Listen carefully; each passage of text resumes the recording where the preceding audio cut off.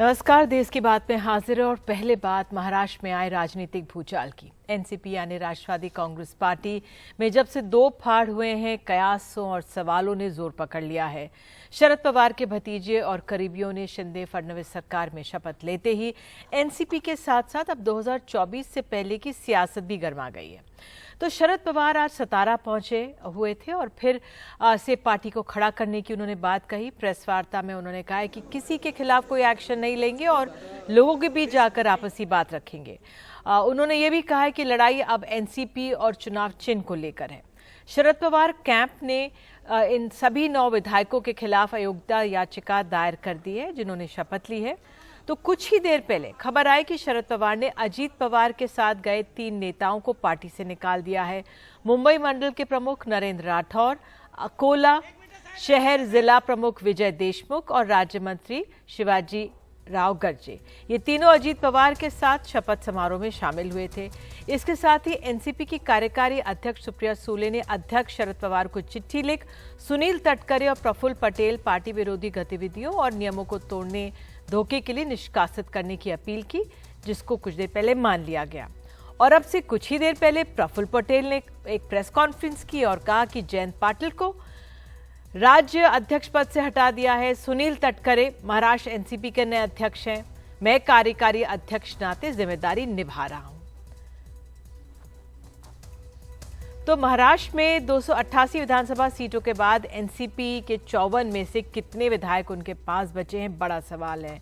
9 ने कल शपथ ले ली है। अजीत पवार का कहना है कि बड़ी संख्या उनके पास है, लेकिन पवार गुट का ये मान नहीं रही है। तो अब एक बार फिर से असली कौन, विधायकों के नाम, जो नंबर हैं, संख्या है, चुनाव चिन्ह पर जंग तेज होती दिख रही है। महाराष्ट्र के सियासी घमासान में क्या उठेंगे कानूनी सवाल, उठ ही रहे।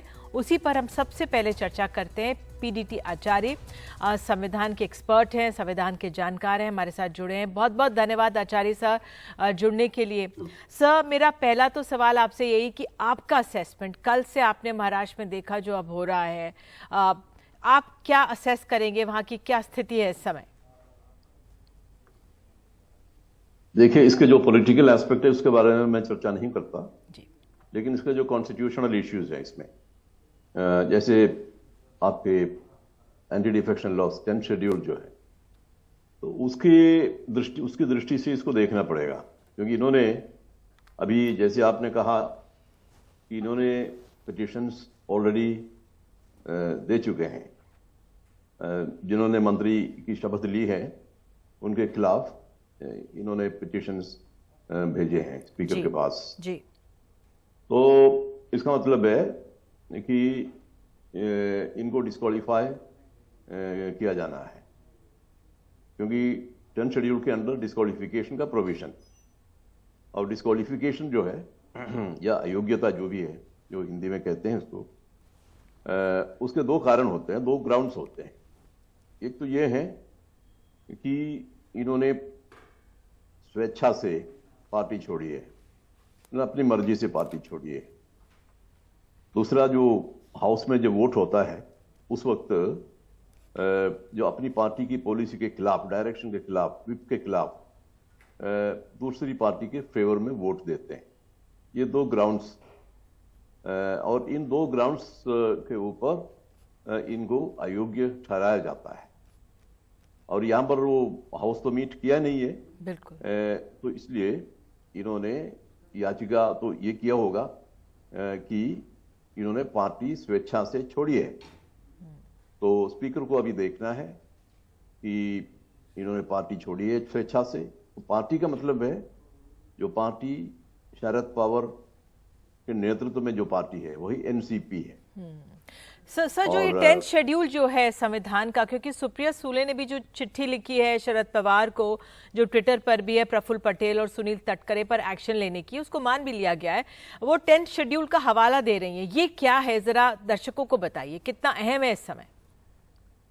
देखिए, 10 शेड्यूल जो कॉन्स्टिट्यूशन का एक अंग है, उसको हम एंटी डिफेक्शन लॉ, दल बदल कानून कहते हैं, जो आम भाषा में दल बदल कानून कहते हैं। मतलब दल बदल को रोकने के लिए जो कानून बनाया गया था 1985 में, वो कानून है।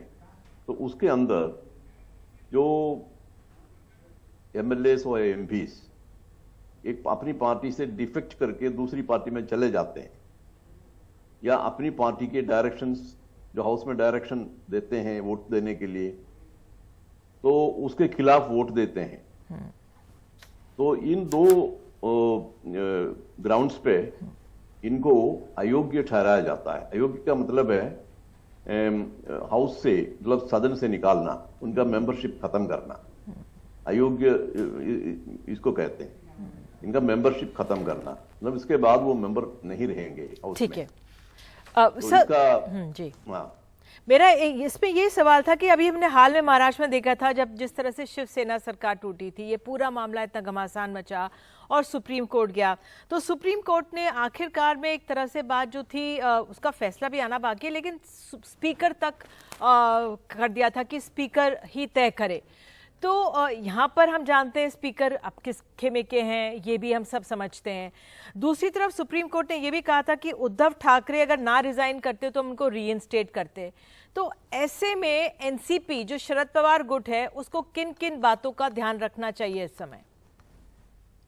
ना इस वक्त उनको बस जो लोग वहां से निकल गए हैं और जो मंत्री बने हैं, इनको अयोग्य करवाना है। खैर वो तो स्पीकर ही डिसाइड करेगा, और स्पीकर इनको किस तरह का डिसीजन लेते हैं उसके बारे में हम कुछ नहीं कर सकते जी। लेकिन ये बात तो सही है कि इन्होंने पार्टी छोड़ी है, वो भी स्वेच्छा से छोड़ी है, अपनी मर्जी से छोड़ी है, ये तो फैक्ट है। तो एंटी डिफेक्शन लॉ या 10 शेड्यूल में तो यही कहा गया है कि जो स्वेच्छा से पार्टी छोड़ते हैं उनको अयोग्य किया जाता है। बिल्कुल, डिसाइडिंग फैक्टर क्या होगा? क्योंकि प्रफुल्ल पटेल कह रहे हैं, क्योंकि मैं कार्यकारी अध्यक्ष था, खुद शरद पवार ने जब बनाया था, तो उन्होंने अब जयंत पाटिल को हटा दिया है, और कुछ ही देर पहले शरद पवार वगैरह ने प्रफुल्ल पटेल और सुनील तटकरे को हटाया था।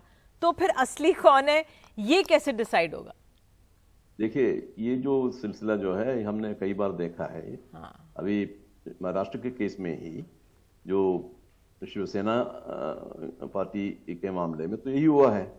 लेकिन जहां तक एंटी डिफेक्शन लॉ या 10 शेड्यूल का सवाल है, इसका कोई मतलब नहीं होता इस तरह से आपस में एक दूसरे को सस्पेंड करना या दूसरे किसी को इंस्टॉल करना, इन चीजों का कोई मतलब नहीं है। क्योंकि एंटी डिफेक्शन लॉ के अंडर स्पीकर जब डिसीजन लेंगे उस वक्त उनको बस एक ही चीज देखनी होती है, इनकी पार्टी कौन सी है, और इनकी पार्टी डिसाइड करने के लिए एंटी डिफेक्शन लॉ में एक स्पष्ट प्रोविजन है। वो ये है, इनकी वही पार्टी है जिसने इनको इलेक्शन में कैंडिडेट बनाया था। अच्छा, उसी के आधार पर ये सारा डिसीजन लिया जाना है। तो ये बहुत अहम और दिलचस्प बात आपने कही है, सब जान कि किस तरह से जिस पार्टी ने आपको चुनाव लड़वाया है वो एक तरह से मेन पार्टी मानी जाएगी। सर, जैसे अगर विधायकों की संख्या को लेकर आखिरी सवाल यही है, अब भले ही अजीत पवार गुट कह रहे हैं कि हमारे पास ज़्यादा विधायक हैं और शरद पवार कह रहे हैं हमारे पास ज़्यादा विधायक हैं, तो ऐसे में ये इसको क्या कोई टाइम पीरियड है, किस तरह से स्थिति को समझे? हालांकि हमने शिवसेना के समय का ये पूरा सियासी ड्रामा देखा है। देखिए, संख्या का कोई मतलब नहीं है इसमें। एंटी डिफेक्शन लॉ में संख्या का मतलब तब होता है जब एक पॉलिटिकल पार्टी दूसरी पॉलिटिकल पार्टी में मर्ज करने का डिसीजन लेते हैं। मर्ज करने का, पॉलिटिकल पार्टी, ये लेजिस्लेचर पार्टी नहीं, एमएलएस नहीं, ओरिजिनल पॉलिटिकल पार्टी। मान लो शरद पवार का जो पार्टी है एनसीपी, शरद पवार और इनके बाकी जो लोग बैठ के डिसाइड करते हैं कि हम दूसरी किसी पार्टी में मर्ज करते हैं, तो वो डिसीजन जब लेने के बाद एमएलएस जो है उनमें से 2/3 मेंबर्स इसको सपोर्ट करेंगे, तो वो जो मर्जर है वो वैध, लीगली वैलिड माना जाएगा, वरना नहीं। तो 2/3 नंबर का सवाल तो वही उठता है, अदरवाइज कोई नंबर का सवाल इसमें होता नहीं है।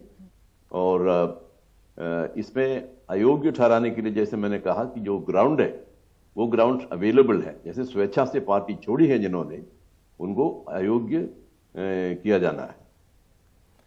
बिल्कुल, आप हमारे साथ जुड़े, बहुत बहुत धन्यवाद। क्योंकि वो लोग कह रहे हैं कि हमने पार्टी छोड़ी नहीं है, लेकिन जो आपको चुनाव लड़ा रहा है वो अहम हो जाता है। बहुत बहुत धन्यवाद आचार्य सर जुड़ने के लिए। लेकिन इसमें जो वहाँ पे आम कार्यकर्ता या आम लोग हैं, उनका क्या कहना है? हमारी सहयोगी पूजा भारद्वाज ने एनसीपी के कार्यकर्ताओं से बातचीत किया, ये सुनाते हैं आपको। किसी भी पार्टी के लिए ऐसे जो तमाम कार्यकर्ता हैं, जो आप देखें एनसीपी दफ्तर के बाहर हैं, एक सिपाही के तौर पर देखे जाते हैं। महाराष्ट्र में एनसीपी की जो हालत हुई है, इन कार्यकर्ताओं की राय भी मायने रखती है। हम कुछ कार्यकर्ताओं से बात करने की कोशिश करेंगे कि उनका इस टूट पर क्या कहना है।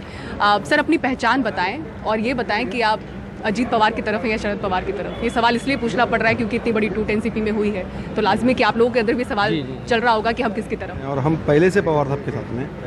मेरी उम्र जब 18 साल की थी तभी मैंने एनसीपी ज्वाइन किया था। आज मेरी उम्र 40 साल की है, 22 इयर्स हो गया है। और 22 इयर्स के अंदर हमने पवार साहब को और उनके काम को, उनके मतलब हम लोगों को देने वाले रिस्पांस को, कार्यकर्ता के साथ में एक अच्छा बर्ताव करने पे हम उनके साथ में 22 साल से जुड़े हुए हैं। और आज जब ये अचानक हो गया तो तब हमको भी अच्छा नहीं लग रहा है, बट क्या है। कहाँ है पार्टी? जितने बड़े चुनाव से पहले, लोकसभा विधानसभा चुनाव से पहले निकाय चुनाव आने वाले हैं सब जगह, पार्टी को कितना बड़ा झटका आपको लगता है किससे हुआ है? बहुत बड़ा झटका है। जो हमेशा साथ में रहने वाले वो अगर एक साथ चले गए और एक ही दिन में चले गए तो फिर ये बहुत बड़ा झटका है। और मेन टाइम पे जब लोगों से लड़ने का टाइम आया, जब पार्टी को सारे लोगों की ज़रूरत थी, उस टाइम पे सारे लोग चले गए। दुख इस बात का है कि कोई दूसरे टाइम पे गए होते तो कोई बात नहीं थी, लेकिन आज जब लड़ाई इतनी बड़ी चालू है, जब देश में पवार साहब जो है सारी पार्टियों को एक साथ में करके सब पूरे देश में मूवमेंट चला रहे, उस टाइम पे उनका साथ छोड़ के चले गए। आज इस बात का तो साहब को कहीं ना कहीं दुख है, बड़े साहब को, पवार साहब को, मगर उनको फर्क भी नहीं पड़ता क्योंकि वो खुद एक चेहरा, एक सक्षम नेता है। ग्रास रूट के जितने भी कार्यकर्ता है उस बात से वो नाराज थे और उसी टाइम पे शायद अजीत पवार जी को कुछ लगा होगा कि भाई मेरे साथ कुछ अन्याय हो रहा है, या तो पहले से उनका षड्यंत्र था। पार्टी के नेता को छोड़ेंगे, जो कुछ ये लालची नेता लोग हैं जो आज गद्दारी किए इन्होंने, उनको छोड़ो तो जो ग्रास रूट के कार्यकर्ता है। कितने साल से जुड़े हुए सर आप? मैं पार्टी जब स्थापित हुई तभी से है, 25 साल से मैं इस पार्टी में जुड़ा हूँ और पवार साहब के साथ ही हम हमेशा रहेंगे। हमारी क्या पवार साहब है, एनसीपी बिलोंग्स टू पवार साहब। पवार साहब है, एनसीपी है, अरे डाल दो ना सुप्रीम कोर्ट में, क्यों नहीं पहल कर रहे साहब? साहब दे दो, जैन पार्टी साहब को बोल दो। लग रहा है इतना मौका देने की उनको जरूरत नहीं है, सीधे जो आदमी 3 महीने से बात के पवार साहब को इतना आपको क्या चाहिए? मतलब मुख्यमंत्री बने, डिप्टी सीएम, अपोजिशन लीडर, हर चीज तो दिए, और क्या ले दिन पूरे थाना से, मुंबई से और बॉम्बे से जितने कार्यकर्ता है इकट्ठा हो रहे हैं। कल रात में हम लोग 4 बजे तक यहाँ पे थे, आज सुबह से पूरी पब्लिक वापस है यहाँ पर है। तो इसका मतलब ये है कि कार्यकर्ताओं में जो शांत भी रहने के लिए कहा गया कि किसी तरह का रोष न दिखाएं। नेताओं ने हमारे को ये आदेश दिया है कि शांत रहने का आदेश दिया गया है। हमारे आक्रोश होने से तो वापिस आने वाले नहीं, ये तो अभी क्या है, न्याय प्रतिक्रिया है, लोगों के हिसाब से जाना है। और मैं ऐसा कार्यकर्ता मैं पवार साहब से रिक्वेस्ट कर रहा हूँ कि डिस्क्वालिफिकेशन के लिए सुप्रीम कोर्ट में आप न्यायपालिका को अप्रोच कीजिए ना, क्यों नहीं आप कर रहे? तो अजीत पवार की बगावत ने विपक्षी खेमे को हिलाकर रख दिया है। महाराष्ट्र विकास अघाड़ी को विपक्षी एकता का एक उदाहरण माना जाता था, लेकिन राष्ट्रीय स्तर पर विपक्षी दलों को एकजुट करने की कवायद में अहम भूमिका निभा रहे शरद पवार अपनी एनसीपी को एकजुट रखने में नाकाम रहे। अब इस सियासी झटके के बीच विपक्षी दलों ने बेंगलुरु में 17 और 18 जुलाई को दूसरी बैठक करने का फैसला लिया है, जिसपे आगे की रणनीति तय की जाएगी। अजित अनंतराव पवार गांभीर्यपूर्वक दृढ़कथन करतो कि अजित पवार के अचानक महाराष्ट्र सरकार में शामिल होने और एनसीपी में फूट से विपक्षी एकजुटता की कोशिशों को बड़ा झटका लगा है। विपक्ष को एकजुट करने की मुहिम में अहम भूमिका निभा रहे शरद पवार अपनी ही पार्टी को टूटने से नहीं बचा पाए। महाराष्ट्र में लगे सियासी झटके के बावजूद विपक्षी दलों ने अब बेंगलुरु में 17 और 18 जुलाई को अपनी अगली बैठक करने का फैसला किया है। This will not going to affect opposition unity. विपक्ष बिखर नहीं रहा है, वह एकजुट है और अच्छा है। विपक्ष की अगली बैठक 17-18 जुलाई को बेंगलुरु में होगी और हम इसकी योजना बना रहे हैं। To deal with that. मेरा फास्ट एक्सपीरियंस 2-3 बार ऐसा है, इससे कितने गए, कौन गए, इसकी जांच मैं कभी करता नहीं हूँ। जो मेरी आज की जो शुरुआत है, ये शुरुआत आगे का रिजल्ट ठीक आएगा, इसके लिए है। अजित पवार की बगावत से महाविकास अघाड़ी, जिसे विपक्षी एकजुटता का प्रतीक माना जाता था, अब कमजोर दिख रही है। विपक्षी दलों ने बीजेपी पर तोड़फोड़ की राजनीति का आरोप लगाते हुए सोमवार को दावा किया कि वो एकजुटता की मुहिम जारी रखेंगे। एक लक्ष्य है सबका कि देश से बीजेपी जाए। लक्ष्य एक है, जैसे सत्य नहीं बदल सकता है और लक्ष्य भी नहीं बदल सकता कि हम सब लोग मिलकर के बीजेपी को हटाना चाहते हैं। भूमिका शरद पवार जी निभा रहे थे, वो आगे भी उसी तरह से निभाते रहेंगे। एमएलए के जाने से जनता पे फर्क नहीं पड़ता। ये हमने दर्जनों बार पॉलिटिकल पार्टीज के विलय में भी और टूट में भी देखा है। मोटे तौर पे मतलब किस मुद्दे पे ये सरकार का विरोध करना, बीजेपी का विरोध करना, इस बातों के ऊपर और भी स्पष्टता आएगा। लेकिन इन दावों के बावजूद एनसीपी में सियासी उठापटक के बाद विपक्षी दलों के लिए आगे की राह आसान नहीं दिखती। इसमें शक नहीं कि एनसीपी में टूट विपक्षी एकता के लिए एक बड़ा झटका है, लेकिन साथ ही ये एक सबक भी है कि राष्ट्रीय स्तर पर एकजुट होने की जद्दोजहद में जुटी विपक्षी दलों को आने वाले समय में अपने घर को भी संभाल कर रखना होगा। मुंबई से सोहित मिश्रा और दिल्ली से उमाशंकर सिंह और कानन पात्रा के साथ हिमांशु शेखर, एनडीटीवी इंडिया। महाराष्ट्र में एनसीपी के में बगावत के बाद बीजेपी का कहना है कि बिहार में जनता दल यूनाइटेड में टूट होगी और दूसरा परिवारवाद के कारण क्षेत्रीय दल और कमजोर होंगे। महाराष्ट्र में जो हुआ, बिहार में भी वैसा ही होने की भविष्यवाणी बिहार बीजेपी के नेताओं ने कर दी। देखिए, बड़ी संख्या में लोग हम लोगों के भी संपर्क में हैं, लेकिन अब किसको लेंगे नहीं लेंगे, लेना कि नहीं लेना, बहुत सारी चीज़ों पर निर्भर करता है। लेकिन कुल मिलाकर एक अस्थिरता का माहौल है, एक जनता दलियों के अंदर एक उदासी है, लोगों का अपना भविष्य अंधकार में दिखाई पड़ रहा है। उनको लग रहा है कि नीतीश कुमार के बाद क्या होगा। कोई असर नहीं पड़ेगा, बल्कि विपक्षी दल जो हैं उनके इस कारनामों से और मजबूती के साथ एक होंगे और ये उनका कारनामा जो है ये इस बात का प्रमाण है कि वो घबराए हुए हैं। नीतीश कुमार ने अपने विधायकों और सांसदों को एकजुट रखने के लिए पिछले 4 दिनों के दौरान एक-एक कर सबसे मुलाकात की और माना जा रहा है कि कुछ विधायक अगर बीजेपी से लोकसभा में टिकट का वादा पक्के तौर पर मिल गया तो जनवरी से बगावत कर पार्टी छोड़ सकते हैं। लेकिन परिवारवाद क्षेत्रीय दलों पर भारी पड़ रहा है, जिसे लेकर उत्तर प्रदेश में समाजवादी पार्टी में उनके पूर्व सहयोगी ने ही टूट की भविष्यवाणी कर दी। यूपी में भी बड़ा उठापटक होने जा रहा है। समाजवादी पार्टी के कई विधायक और सांसद दल छोड़ करके कुछ लोग सरकार के विस्तार में शामिल होना चाहते हैं कि सरकार का विस्तार, उसमें अगर हमको शामिल कर लिया जाए तो वो शपथ लेते हुए आपको दिखेंगे। कई लोग हैं कि जो लोकसभा का टिकट चाहते हैं, वो दिल्ली से लेकर लखनऊ तक अपना जुगाड़ बैठाए हुए हैं। इस तरह का यहाँ भी वही खेल होने जा रहा है जो महाराष्ट्र में हुआ है कि जो लोग इसको परिवारवाद वगैरह का नाम देते हैं, आप लोकतंत्र का अपमान कर रहे हैं। इसमें ताजपोशी नहीं होती है। आप चुनाव में जाते हैं, लोगों के मध्य जाते हैं, अपने मुद्दे रखते हैं और बीजेपी जैसी पार्टी हारती है इन क्षेत्रीय दलों के समक्ष। इसलिए क्षेत्रीय और राष्ट्रीय के युग्मक बाइनरी से लोगों को उलझाने की कोई कोशिश न करें, उसी में लोकतंत्र का भला है। फिलहाल बीजेपी के आक्रामक रुख को देखते हुए सभी दल अब अपने कुनबे को एकजुट रखने में सचेत हो गए हैं। हालांकि उनका कहना है कि चिराग की पार्टी तोड़ने के बाद उसके साथ हाथ मिलाना बीजेपी के लिए एक संदेश है कि विधायकों और सांसदों को अपने पाले में करने से इन दलों की प्रासंगिकता खत्म नहीं हो जाती। कैमरामैन हबीब अली के साथ मनीष कुमार, एनडीटीवी इंडिया के लिए।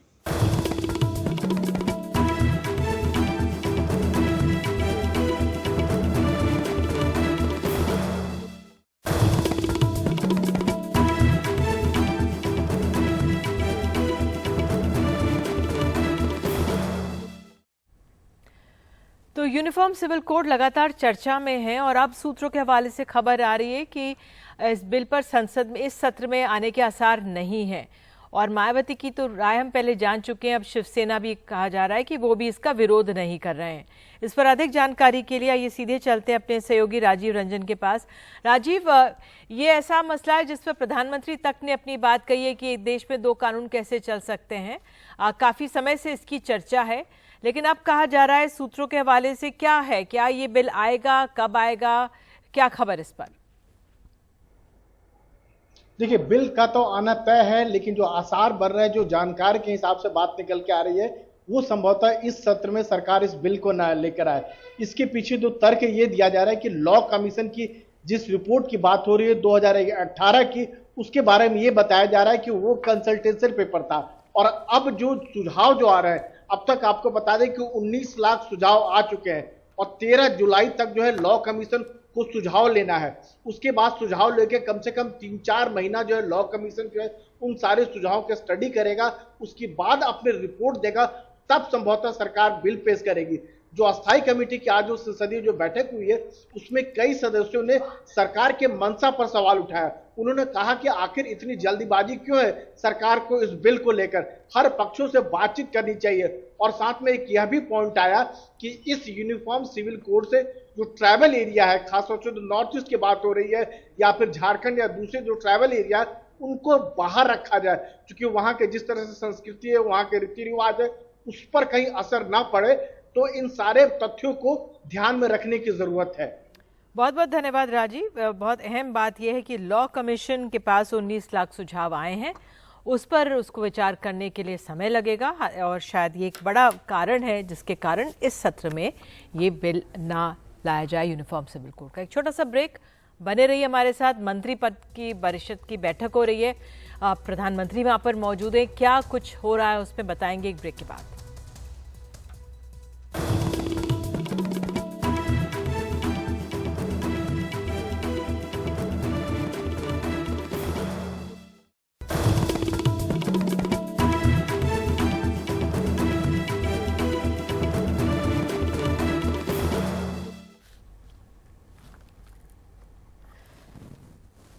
क्या दिल्ली का कूड़ा उत्तर प्रदेश में फेंका जा रहा है? गाजियाबाद नगर निगम ने आरोप लगाया है कि दिल्ली नगर निगम गाजियाबाद में कूड़ा फेंक रही है जो गैरकानूनी है, जबकि दिल्ली नगर निगम आरोप को खारिज कर रही है।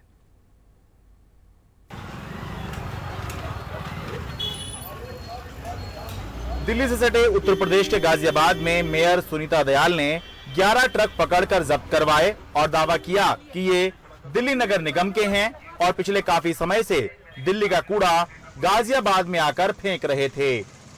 ट्रकों पर ऑन ड्यूटी एमसीडी लिखा हुआ था। गाजियाबाद की मेयर ने दावा किया कि दिल्ली के गाजीपुर और भलसवा के कूड़े के पहाड़ से कूड़ा लाकर गाजियाबाद में डाला जा रहा है। रिपोर्ट दर्ज होगी अपने लोगों के खिलाफ भी। ये पहाड़ जो यूपी में हमारे यहाँ गाजियाबाद में दिखाई दे रहा है, हमारा पहाड़ नहीं है, वो गाजीपुर का पहाड़ हमारे यहाँ है। जनता हमारे यहाँ की बदनाम, वो गाजीपुर का कूड़ा है, हमारा नहीं है। और रोहिणी भलसवा का भी कूड़ा है। मामला गाजियाबाद नगर निगम से उठकर उत्तर प्रदेश सरकार के स्तर पर गया तो बड़ा हो गया।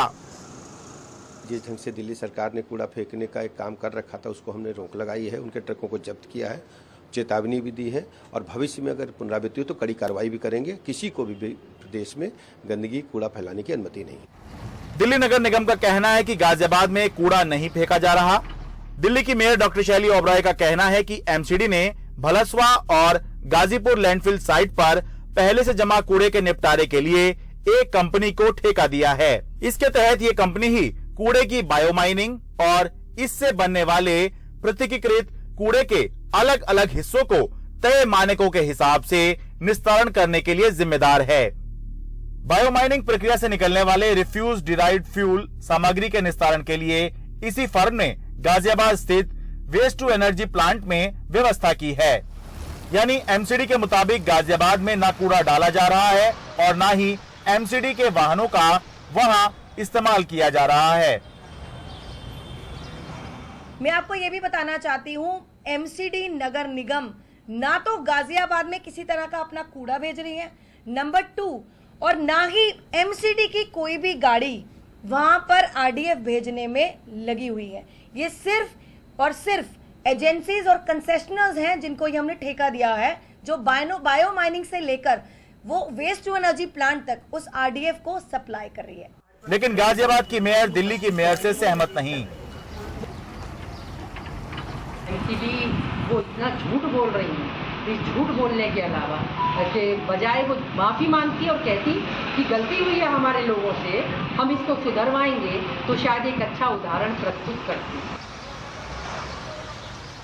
दिल्ली एनसीआर में कूड़ा और उसका निपटारा एक बड़ा राजनीतिक मुद्दा भी है। आम आदमी पार्टी ने कूड़े के पहाड़ को मुद्दा बनाकर बीजेपी को जमकर घेरा और पिछला एमसीडी चुनाव जीता। अब बीजेपी कूड़े को ही मुद्दा बनाकर आम आदमी पार्टी पर आरोप लगा रही है। दिल्ली से अपने कैमरा सहयोगी मोहम्मद मुरसलीन के साथ मैं शरद शर्मा, एनडीटीवी मीडिया।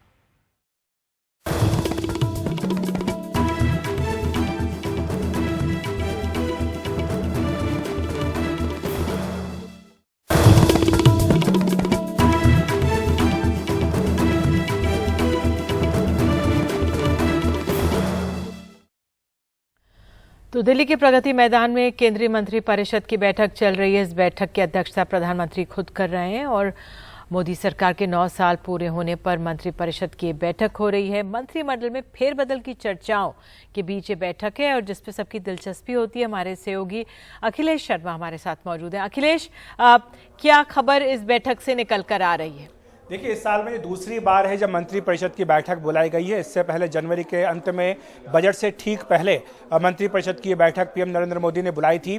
उस बैठक में कई वरिष्ठ मंत्रियों की ओर से प्रेजेंटेशन दिया गया था, जैसे कि जो कॉमर्स मिनिस्टर हैं पीयूष गोयल, उन्होंने दिया था कि टाइम मैनेजमेंट आप किस तरह से कर सकते हैं, इसे लेकर मंत्रियों को सीख दी गई थी। आज की जो ये बैठक चल रही है ये कई मायनों में महत्वपूर्ण है। पहली बात तो ये है कि मोदी सरकार ने 9 साल पूरे किए हैं। उस मौके पर पूरे 1 महीने तक पूरे देश में महासंपर्क अभियान चलाया गया और जो पिछली कैबिनेट की बैठक हुई थी निधि पिछले बुधवार को, उस दिन पीएम मोदी ने सारे वरिष्ठ मंत्रियों को कई मंत्र दिए थे। कहा था कि किस तरह से उन्हें अपने अपने संसदीय क्षेत्रों में जाकर सरकार की उपलब्धियों के बारे में बताना है। दलित, पिछड़े और जो गरीब और साथ ही मिडिल क्लास के लोग हैं उनको खासतौर से आपको जोड़ना है अपने साथ। ये सारी सीख पीएम मोदी ने अपनी ओर से वरिष्ठ मंत्रियों को दी थी। माना जा रहा है कि आज की बैठक में भी यही सारे मुद्दों पर चर्चा होगी। इसके साथ साथ आने वाले वक्त में पार्टी को, संगठन को कैसे तैयार करना है, इस बारे में चर्चा हो सकती है। और साथ ही ये भी एक महत्वपूर्ण बात है कि काफी समय से, दिनों से ये कयास लग रहा है कि मंत्रिपरिषद का विस्तार, फेरबदल हो सकता है। तो उस लिहाज से भी एक ये बड़ा मौका होगा उन तमाम मंत्रियों को की जांच करने के लिए, परखने के लिए, जिनके बारे में कहा जा रहा है कि उन्हें दूसरी जिम्मेदारियां दी जा सकती हैं। बिल्कुल यही खबर है जब निकल कर आएगी। अखिलेश, इस जानकारी के लिए बहुत बहुत धन्यवाद। कि क्या कोई मंत्री का पद बदलता है कि नहीं, बहरहाल देश की बात में फिलहाल अभी के लिए इतना ही, लेकिन खबरों का सिलसिला एनडीटीवी इंडिया पर जारी रहेगा। नमस्कार।